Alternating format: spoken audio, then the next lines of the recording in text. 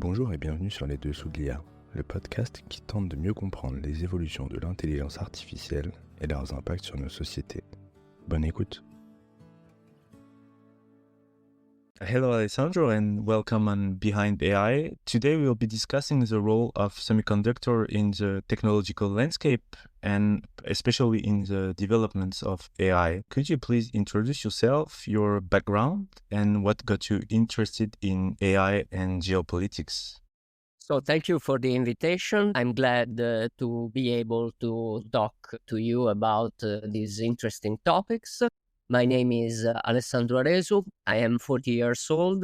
I'm from Sardinia in Italy, the Mediterranean island. I have, I'd say, 20 years experience of writing, mostly writing in Italian media and newspapers about international affairs and international economics. It's something I have done since when I was studying at the university. I have a background in philosophy of law, and I studied particularly the relationship between law, philosophy, and economics. And also, it is worth mentioning that I'm frequent contributor to a journal of geopolitics in Italy, which is the main journal in this area. It is called Limes, the Latin word for boundaries, of course. And I've been writing for Limes for the last 20 years. So I covered mostly geopolitics in relationship to economics and industrial policy. And then in the last 10 years, I decided to focus particularly on the interplay between geopolitics and technology. And therefore, for the journal and for other publications throughout Italy and in the Italian environment, I covered a lot of technology companies. And those technology companies became also the focus of 3 books that I wrote starting from 2020, one in 2020, another in 2022, and the last one just a few weeks ago. So the first book is called The Powers of Political Capitalism, United States and China. And there I try to develop this view of how China and the United States are increasing their competition on technology in particular. And that brings us to a global development where national security is considered increasingly important.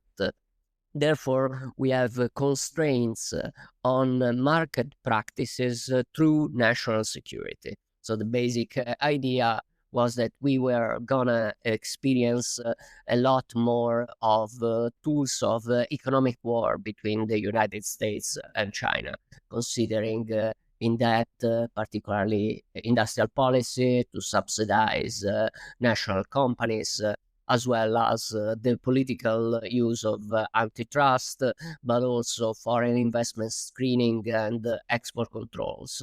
And that's what happened in the following years. So I'm happy about my thesis.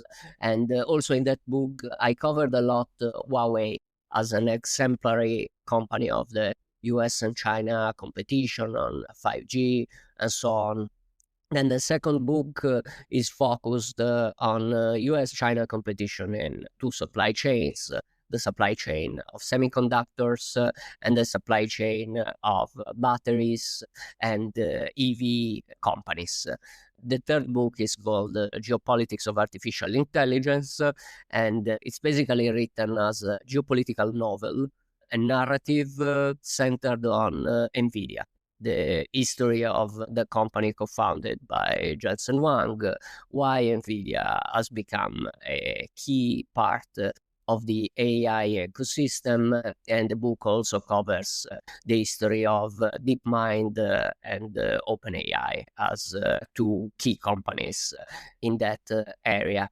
So to conclude, apart from this work on those books, I've been involved with the Italian government and Italian institutions for the last 12 years.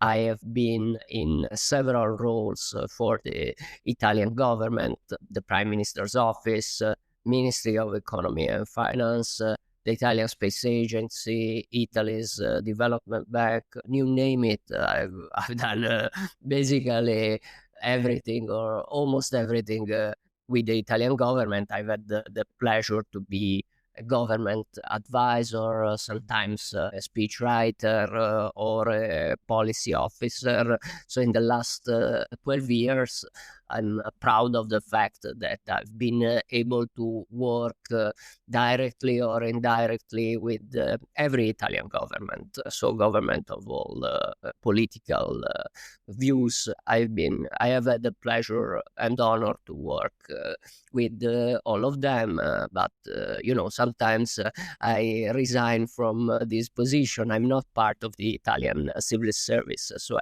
I have been called by prime ministers or ministers to advise them and to help, but then often I resign from my position because I want to focus more on the writing on those books. And then since 1 year, I have switched to writing mostly full time, so doing writing as well as advising companies and other and doing other things from working full time from the government. So that's the story. As I said, what has been important for me has been the switch in the last decade from analyzing and writing about Italian and European geopolitics in relationship to the economy and industrial policy to a deeper focus on how technology is key to understand our times. And so focusing a lot on issues that are probably of interest of you and your listeners, of course. Thank you very much for this introduction. To start this conversation, I would like to ask you some question and to look back in history of semiconductors. Chris Miller, in his book Chip War, defines chip, also integrated circuit or semiconductors, as a small piece of semiconducting materials, usually silicon, with millions or billions of microscopic transistors carved into it. Could you give us a quick history of semiconductors, starting with the transistor in the late 40s, and focus also on how did Southeast Asia become so influential in this field? Yeah, that's an important question. I think Chris Miller's definition of chips, semiconductors, is helpful for us because therefore we don't get too technical on this issue and we are able to appreciate the economic, political, and historical significance of semiconductors. This is probably the most important industry in our world because we have been living in a digital age thanks to semiconductors.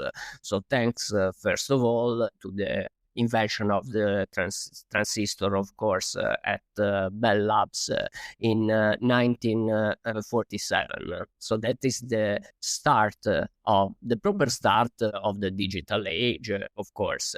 Also thanks to the work of several scientists, researchers, and thinkers. Semiconductors empower our digital life at all levels because they are included in personal computers, data centers, automobiles, all parts of electronics that we use daily. So in order to understand how this industry has been progressing, we should think about which electronic tools did we have in the 60s, in the 80s, in the 90s. So for instance, in the 90s, having widespread personal computer has been a key development, of course. And then in this century, in particularly, we've seen the rise of the data center, which is which has become also more recently the key object for AI. And those are, let's say, the end markets of semiconductors. And then there's the evolution of the industry. So to make a long story short, in this industry, we have an increasing drive to performance, efficiency, energy efficiency, and precision, engineering precision, making things smaller, making things more efficient in order to have more performance. In this process, of course, the so-called Moore's law has been particularly influential. First underlined by Gordon Moore in an article in 1965 as the industry was developing, particularly in the United States and in the so-called Silicon Valley. Silicon Valley, as you probably know, means exactly the valley of silicon. And silicon is the key component in semiconductors. Okay, so we live in a digital world. We live in a world that has been characterized by the development of Silicon Valley and those tech hubs, and they all are around the development of the industry of semiconductors. Also, we need to take into account, and you mentioned it, that we have been experiencing in the last, I'd say, 6 decades, also a key development in how in our world things are produced in general. So East Asia is the manufacturing center of the world in general. So this key trend in world economics and world history has affected a lot a key industry such as the semiconductor industry. Why? Because those end markets of electronics that I was talking about and that became a key area of growth for the semiconductor industry after the first 2 decades, I'd say, in which defense and security applications were the main markets. So in this drive to electronic markets also had to do with the development of manufacturing power in the 60s, 70s and 80s. That is Japan. So that's an important part of the history of semiconductors in the 20th century. Again, to make a long story short, we should think about objects such as calculators or the Walkman, increasingly produced also by Japanese companies and not only by Italian companies, by US companies, sorry. And that became a key trend for the development of a Japanese semiconductor industry. So we've had in those decades a change in the geographic composition of the industry overall due to the rise of Japan, to the economic and industrial rise of Japan, also with the very important political implications. One could talk about a first semiconductor war between Japan and the United States, particularly during the 1980s. And I think the term, even if it's strong, it's appropriate because we have had tools of economic war adopted both by Japan, particularly industrial policy, and by the United States during the Reagan administration in the 1980s. Tariffs as well as foreign investment screening. We can come back to that afterwards. And that has been a significant development in the industry. At the same time, when we talk about manufacturing in East Asia, this is not only a story about Japan, but it is also a story of Western companies, particularly American companies establishing establishing plants or a way of fabrications in other East Asian countries, such as Malaysia, for instance, which has been relevant for a company like Intel since the 1970s. But then there were also other significant players that are still with us, particularly South Korea, and of course Taiwan, which has been a key story in the development of semiconductors, particularly since the 1980s, when in 1987 Morris Chang was born in 1931 in Ningbo, then China, and then moved to study and work in the United States as an executive for a US company, Texas Instruments, then accepted the invitation by the Taiwanese government basically to establish semiconductor activities in Taiwan. And then he realized a key company, which is the leader in one of the segments of the industry. So it is important, I think, to consider the history of semiconductors, taking account both of the scientific and then mostly engineering developments that we have in this drive towards efficiency, towards precision by companies, and then how end markets evolve, but also how those end markets interact with the changes that we see in the manufacturing fabric of the world, and in a world where the West is not anymore the manufacturing center of the world. The manufacturing center of the world is East Asia, but East Asia could also be considered a sloppy notion because it includes different countries with different political systems.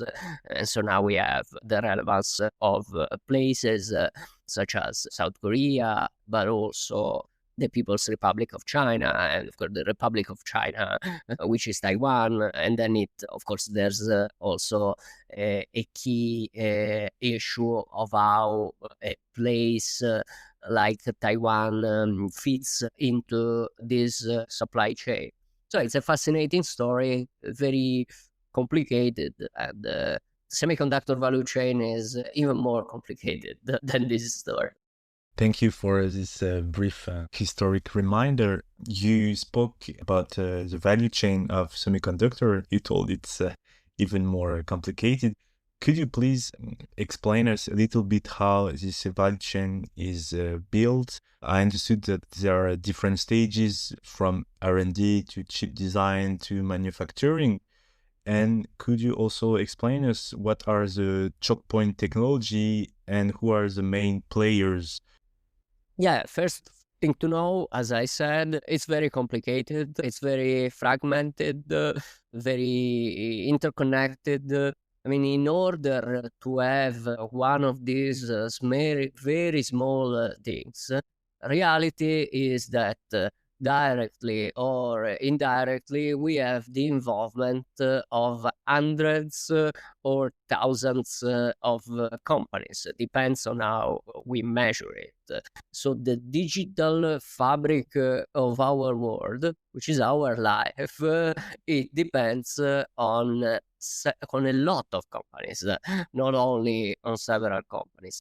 That is also because as we were discussing before, the dominant model of the semiconductor industry is not anymore as 50 years ago or 60 years ago, a company which does everything. This doesn't exist. And this is also impossible. This is worth mentioning and worth considering. It's impossible that we're going to have in the near future a company doing everything in this supply chain. So that is not going to happen. And there are a lot of false myths on that. So the fact, for instance, that a company like TSMC is a company that does everything. Of course, that's not true, because as I said, there's this integrated and complicated supply chain. There are also different ways to measure this supply chain. So I will tell the story from one of the ways in which we can divide the supply chain into various segments. There is R&D activity done both by private companies, but also by some research centers. Consider, for instance, research centers in the US, but also in Europe. In Europe, there's a very important one in Belgium, which is called IMEC, for instance. Another key area has to do with what is generally called electronic design automation. So basically, to put it very simply, these are companies who build specific tools that are used for the process of chip design. So there are several companies, some companies that are focused just on this. These are mainly US companies. The leader is called Synopsys, and then another company is Cadence Systems. There's also Mentor Graphics, which is US based but owned by Siemens, the German company. So that's a segment. Another segment is what is properly chip design, the design of chips. So it means I'm designing a chip, but I'm not producing it. Another company is in charge of the manufacturing fabrication process. So those other companies, they do produce stuff for me, stuff which I design. So the chip design overall is also the main segment for added value of the industry overall. So in chip design, we have companies like Apple, for instance. Apple is the designer of chips for the iPhone and its other tools, and they are produced by others, by TSMC mostly. But then there are a lot of other companies such as NVIDIA, of course, the world leader in artificial intelligence, in chips for artificial intelligence, as well as one of the main world companies by market capitalization now, but also companies such as Qualcomm, Broadcom, AMD. These are all US based. There are Taiwanese companies such as MediaTek, for instance, also in this area. Also Chinese companies, for instance, iSilicon is the design division of Huawei, therefore a key player, particularly in the US-China technology war, of course.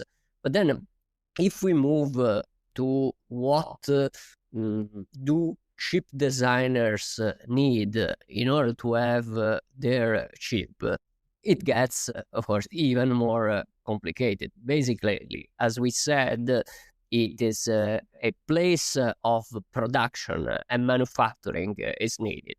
So this is a plant, what is called generally in the industry fab. A fab, a plant for the production of semiconductors. Those plants, those fabs, they cost now a huge amount of money to be started and for their operation. And that is because of the evolution of the industry towards efficiency and so on that we talked about before. So consider that you are a company that produces semiconductors for others, which is now the dominant model.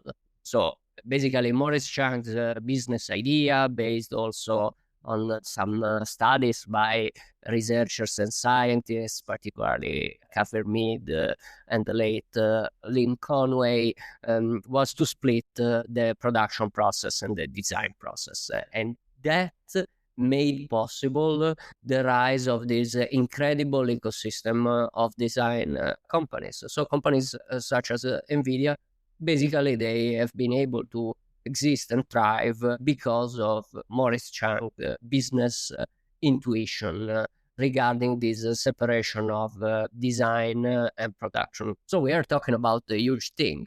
What Maurice Chang business intuition is one of the greatest one in, I'd say, in the economic history of humanity for its impact. And then what is the result of that?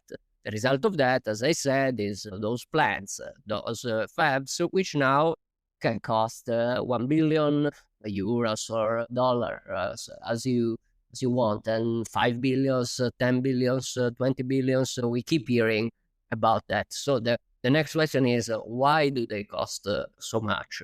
So the producers, the manufacturers, absorb this cost, and what they pay for mostly is the kind of machinery and equipment that is needed for the production process. So this is another segment, so-called semiconductor manufacturing equipment, which is absolutely key in the industry. And then we have several players from several countries, but particularly they are US-based companies such as Applied Materials, Lam Research, KLA. We are talking about important companies.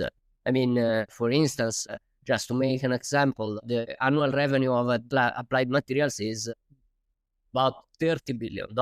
So this is a huge company, even if it's not so much well known outside the experts in those fields, but also Japanese companies such as Tokyo Electron, Nikon, Canon, and then there are also European players. Among them, the most important and most well known is the Dutch company ASML, which has a monopoly in a specific process, a very advanced process. But then we need to imagine those plants, those fabs, and all this money, millions and millions that are spent on different machinery.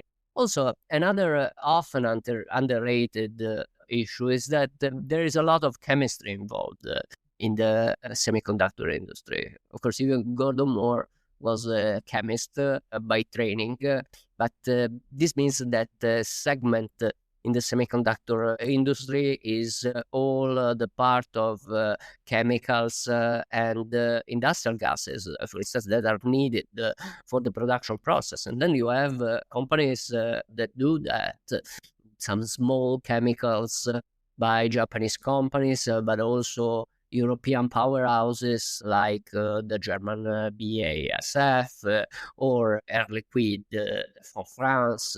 So those are key as well for the semiconductor industry. And then it's not even over when we have a part of the involvement. Of course, in chemicals there are also materials, wafer fabrication, but it's not even over when we have the chip, because there's a process of testing, and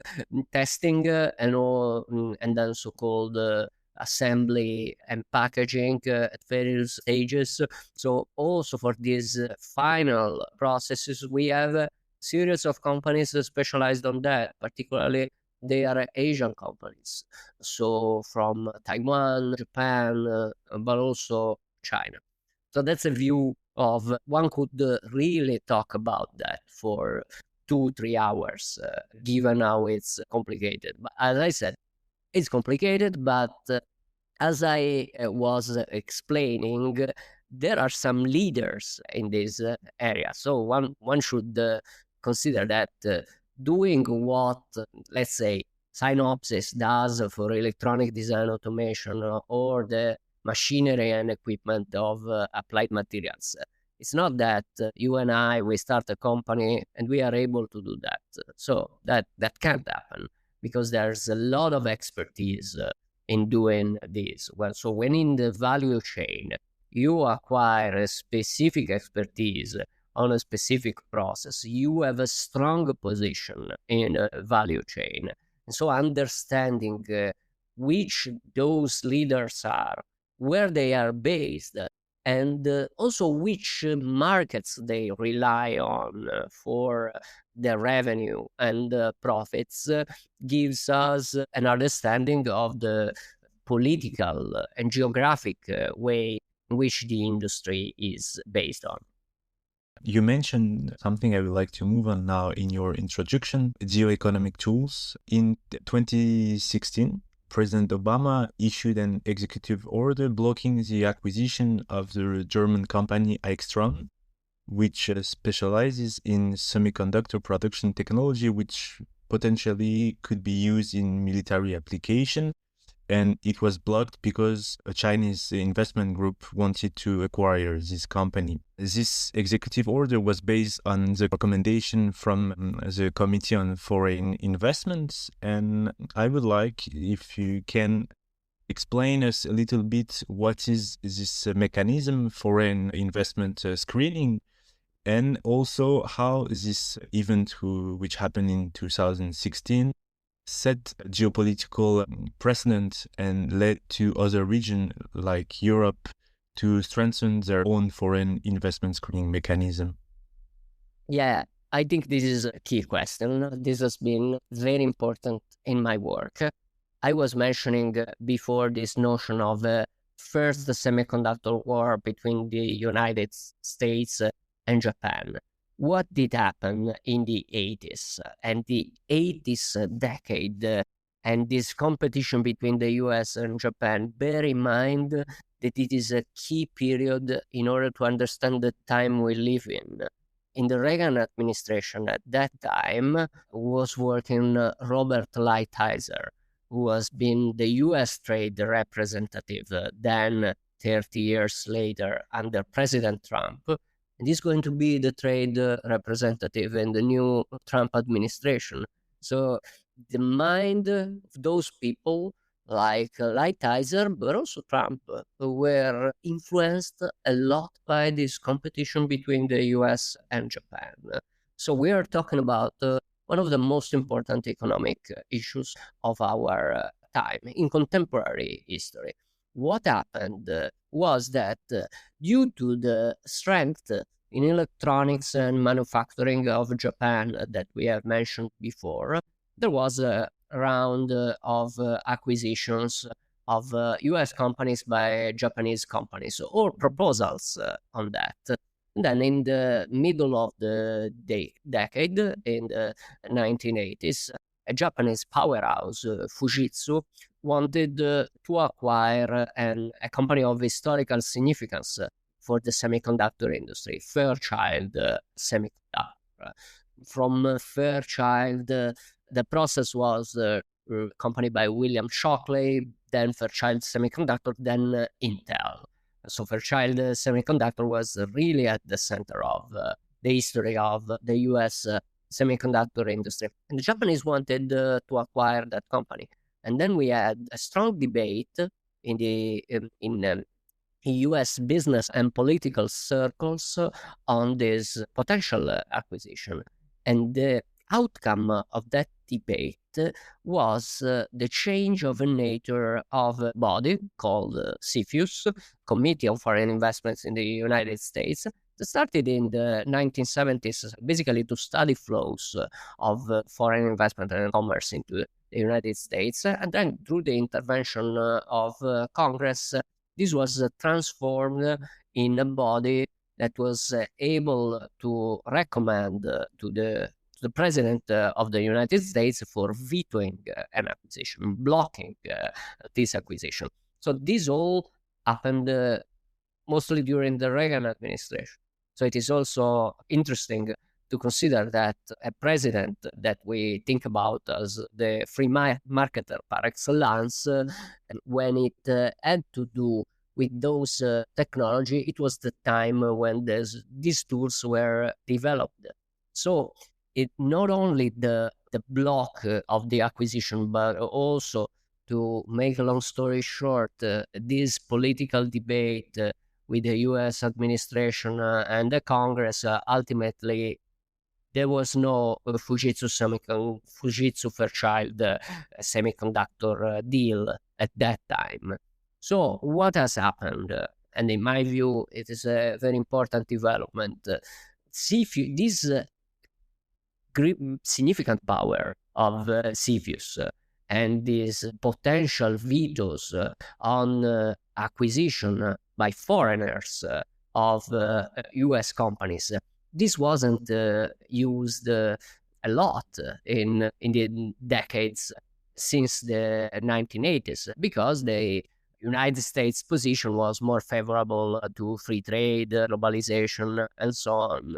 But then we've had another development, the rise of the People's Republic of China, Chinese ambition, particularly after the Great Recession, which basically did not touch China very much in comparison to Western nations. So this technological drive of potential acquisitions by China, also in particular after the Made in China 2025 plan was presented in 2015. So what happened? This intention by China to acquire intellectual property of Western companies, it reactivated CFIUS and made it even more significant than before.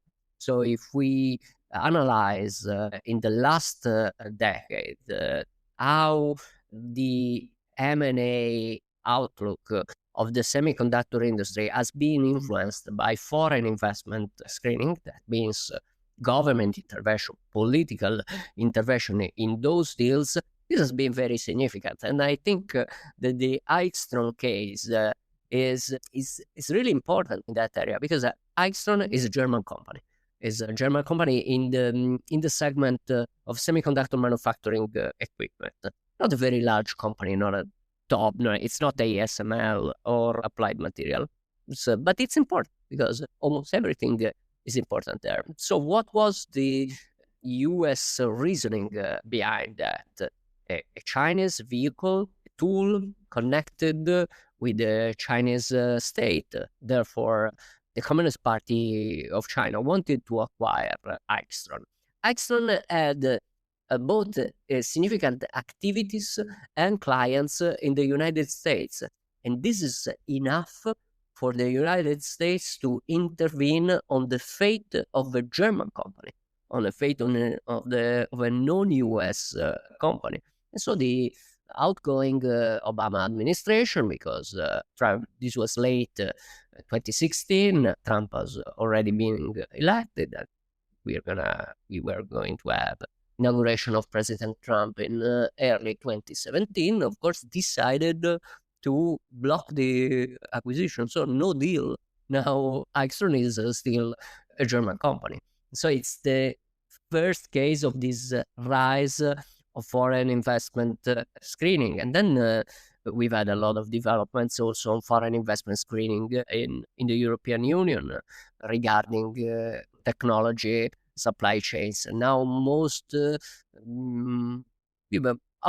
all European member states have tools similar to CFIUS, even if they are not so much powerful. They are used for several industries. For instance, in France, and there have been even foreign investment screening for avoiding an acquisition of Carrefour by a Canadian company. So they are used for everything, because of course, the technology significance of Carrefour is zero compared to the semiconductor industry. But for the semiconductor industry, there we've had a lot of cases of this political intervention into mergers and acquisition in the industry.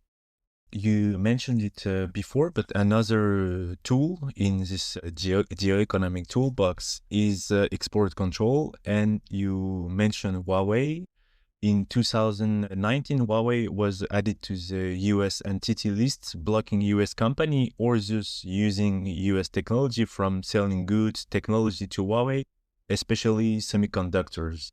In 2022, the US also restricted the sale of advanced AI processors to China. To understand how this mechanism works and how microprocessors become such a significant geopolitical issue between US, China, and their allies. Let's start from the last part. How did they become so significant? I'd say two things. First of all, semiconductors, even if defense and security is certainly not a large market for semiconductor, they are still key for military uses and applications. Therefore, they are both needed for weapons systems, but also for instance, supercomputers that have uses for the military. So we should bear in mind this when we have competition, which is also at the military level, potentially at the military level, such as the US-China competition, and of course, microelectronics is relevant for that. Second point, which is often underrated, as I said before, end users markets are key for the development of the semiconductor industry.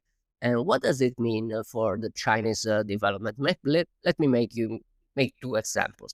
So as you know, how does the smartphone market work? We have who is producing smartphones in the world. Basically, it's the United States, Apple, the Koreans, Samsung, and then a series of Chinese companies. Okay, since the fall of Nokia, the Europeans are not in the smartphone business. So China's rise in the smartphone business gave China a strong position in a very important, with a lot of money and revenue, end users market of semiconductors. So China's play in that was similar to that of Japan that we have talked before. We have companies in the end market, particularly Huawei, of course, and then we are gonna exploit this to move up the value chain of semiconductors. Therefore, you have the design arm of Huawei iSilicon, which became a key client for TSMC. And that was a very contentious issue. So in some years, iSilicon was the second client of TSMC immediately after Apple. So a significant shift that also we can connect to the contentious role of Huawei. The Huawei case is larger, of course. It had to do with the arrest of the daughter of the founder and chief financial officer, Meng Wanzhou, in Vancouver, in Canada. She was accused. She had allegations about basically Huawei's role in avoiding US sanctions to Iran and North Korea. So it's a complicated case. But then the outcome was that the United States, as you said, added Huawei to a US entity list. And that means that there's a list in the Department of Commerce in the United States. If you put a company there, you cannot have, as a US company, normal trade with that company. So you need licenses by the US government in order to trade with them. Basically, that's the thing. But with Huawei, these export controls tools, which were developed at the earlier stage for military purposes, were used also to force a change in supplier-client relationship, okay? Particularly that between Huawei and TSMC. Because TSMC, as we said before, is not self-sufficient and does not want to be. TSMC success relies both on its clients, so companies like Apple, Nvidia, and Huawei as well, at a few years ago at least. And then on suppliers, so what the US government decided to use as leverage the key role that US companies have in TSMC plants, fabs. So if you don't have products by US company, you cannot operate. So that's a leverage with TSMC. And this has been a significant part of this process.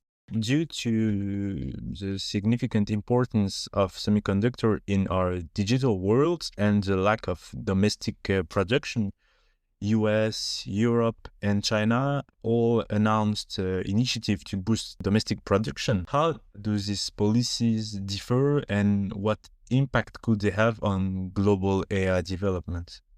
So that's another important question. I'd say policies by China were key in the last decade because their financing of the semiconductor industry in the pursuit of trying to climb the value chain that we talked about and building a series of national champions in those segments, with, of course, also a lot of public money. This has been the trigger of the chip war that we are living. So that's very significant. So that now Chinese policies, I'd say it's complicated, but in a nutshell, they have not to do just with the public money invested by the central government and the local governments, but also in the coordination between companies. For instance, now Huawei, this comeback kid, as the Americans say, in the semiconductor story, is acting as a key player in the supply chain in order to let other companies, for instance, in the semiconductor manufacturing equipment, coordinate with the Chinese supply chain. Okay. And also, if the Chinese have national champions in the end user markets, a key example is the Chinese EV player BYD. They also work on semiconductors. So BYD owns, operates plants for semiconductors. There's an arm of BYD doing semiconductor chip design. So that's how the Chinese system operates. United States. So we've had the two focus. The first that we have talked about before is foreign investment screening, export control, so political intervention in the supply chain of semiconductor.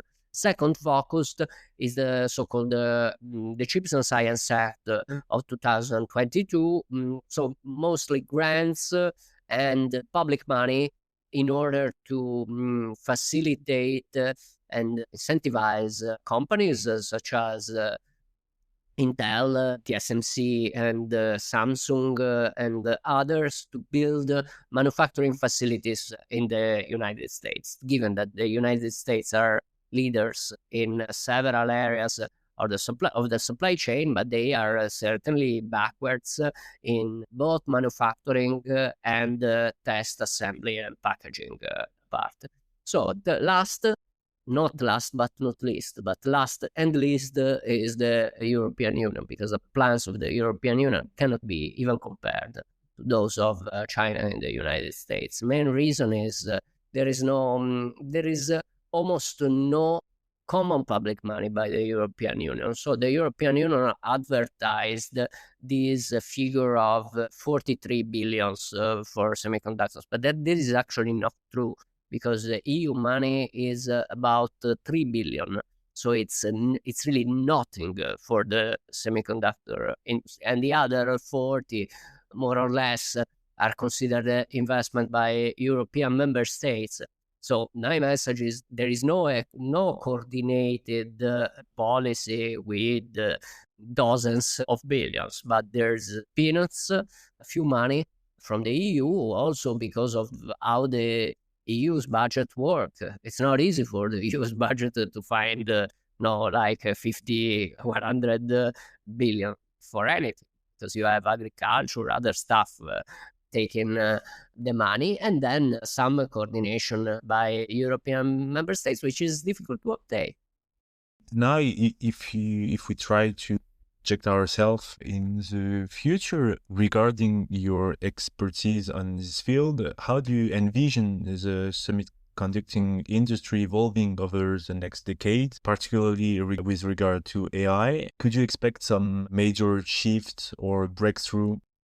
Yeah, I mean, AI is now in a very important market in the semiconductor industry. So, in those end markets that we talked about, what have we experienced? We have experienced, particularly in the last 2 years, skyrocketing rise of the data center market because AI is a series of data center. Basically, that's what AI is. AI cannot function in training, the process of training and inference without data centers. So data centers are becoming a key market for the semiconductor industry, and this is the story of the rise of NVIDIA. NVIDIA, before other companies, so we are talking about 12 years ago, 10 years ago, identified this potential development and invested in it. So because of that, NVIDIA has a dominant position. And a lot of things suggest that this dominant position, of course, I talk more in more detail in my book, this is going to endure for at least the foreseeable futures. But there are issues of that. For instance, issues of supply and demand. So what's going to happen? What's still going to happen in the next years? In the next year, for instance, there's going to be a lot of demand for these AI products, but then they are not difficult, not easy to build. So we should always think that it's not just NVIDIA, but NVIDIA needs TSMC with its stuff, but then there's also memory, which is involved, we haven't talked about. So it's a Korean company, SK Hynix, and others, but also in these systems, these servers, we have the interconnect, we have packaging, we also have materials such as steel and copper in particular, and then we have those servers which need to be assembled. They are assembled generally by Foxconn, another Taiwanese companies. So I see a lot of a lot of risk as well as opportunity for this demand supply interplay. In a study published in Le Grand Continent, which is a famous French online and paper, you call ASML the invisible center of global technology. Could you just tell us briefly about the story of this company and how its success might inspire a strategy for reinforcing technological independence in Europe? Yeah, basically, my argument is this. I've received emails by people from the Netherlands saying, "Oh, you say that ASML is invisible, but everyone here in the Netherlands talk about ASML." Okay, maybe in the Netherlands more people know about ASML, but I can bet all my money that ASML is not known even in the Netherlands as TSMC is known in Taiwan. So what happens in Taiwan if Morris Chang is walking down the street? And he is considered a living god, basically. So it is well known as a Hollywood actor or as Cristiano Ronaldo and Messi. And I think this cultural significance is very important. When Jensen Huang walks around the streets of Vietnam, for instance, really everyone knows that is Jensen Huang. I mean, if Jensen Huang comes to Paris or Rome, I don't think that is gonna be recognized. So I make also these studies in order to let help European people understand how East Asians culturally they really understood how this industry is key. And culture is an important thing. So knowing the ASML story is important. Having kids in the classroom talking about technology success stories. This is inspiring and important. And the story of ASML, the company is now 40 years old. And I think in the story of these companies, there are lessons for Europeans. So success was due also to luck, because ASML has been a beneficiary of the US-Japan competition in that specific segment of the industry, but also a clear focus on clients and suppliers. So the ASML supply chain in Europe is very important. The close relationship, particularly with the two German companies, Zeiss and Trumpf, has been key to ASML success. So this relationship with suppliers. And another very important thing has been relationship with the capital markets. So ASML was very ambitious since the beginning and has identified capital markets, making an early IPO and finding finance as a way to let the company grow. So the other message is you cannot have industrial and technological development without a strong strategy for finance and capital markets. So I'd summarize culture, general culture, and second, key relationship with suppliers and clients, and third, the role of capital markets as some of the lessons that we can learn from ASML great success. And also there are also challenges for ASML, but we are talking about a technological powerhouse, which, for instance, really in the world puts a place like the Netherlands in the picture or in the map, in the radar. It's almost all because of ASML's story. We are arriving at the end of this conversation. I have one last question for you. If you had to propose 3 concrete actions for Europe to achieve greater sovereignty in the microprocessor sector by 2030, or let's say a decade, what would this proposal be? So let me say, because, I'm quite provocative on this issue.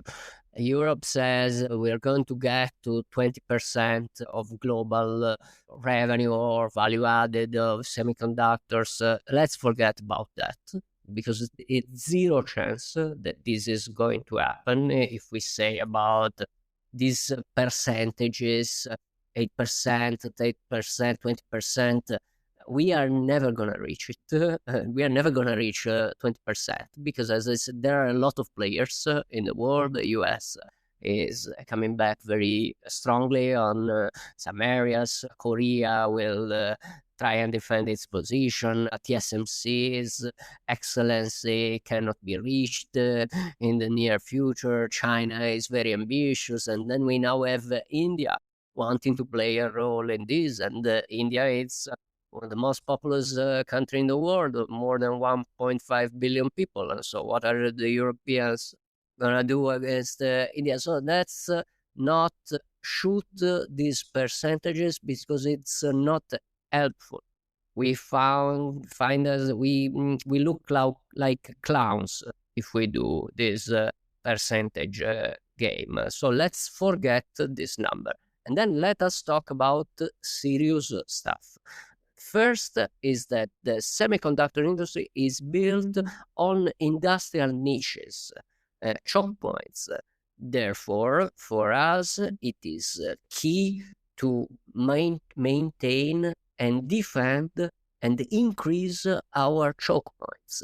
Because even if in terms of percentages we cannot play a significant role, that simply doesn't matter, because choke points matter. Therefore, identifying our strengths in the proper way, and then increasing our investment on our strengths, it's very important. This has also to do with the end markets. So basically, if we lose the automotive industry in Europe, we cannot have semiconductor industry for automotive. So we protect some of our niches, which are related to automotive, through the protection of our automotive industry. So that's an important part. Second point is Capital Markets Union and the EU on capital markets. The semiconductor industry relies strongly on finance. Therefore, if we do not have a strong systems for financing in Europe, we are going to lose more and more of semiconductors. So in this continent, we are talking about the capital markets union. It's been 10 years, 12 years. Let's build this thing, because it's going to be a key infrastructure also for semiconductor. That's the second point. Third and final point has to do with the chemical companies.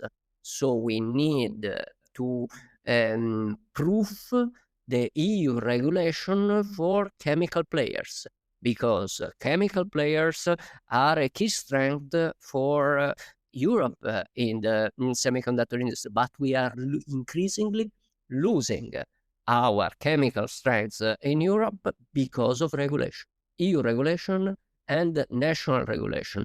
So I propose, let's face the fact that both the digital transition and the ecological green transition, they rely on chemistry. Therefore, we should delete all the regulation that is not beneficial for EU chemical companies. So every part of the Green Deal which is against the operation of chemical companies in Europe, or which makes life difficult for chemical companies, everything about this regulation should be deleted. And that would be simple thing, even if it doesn't cost much. We should just delete regulation, put it in the recycle bin, and this would be very beneficial for the EU semiconductor industry. Thanks a lot for answering my question, Alessandro, and I hope we'll talk again soon. L'épisode est maintenant terminé. J'espère qu'il vous a plu. N'hésitez pas à le partager autour de vous et à vous abonner au podcast pour écouter les prochains épisodes. À bientôt.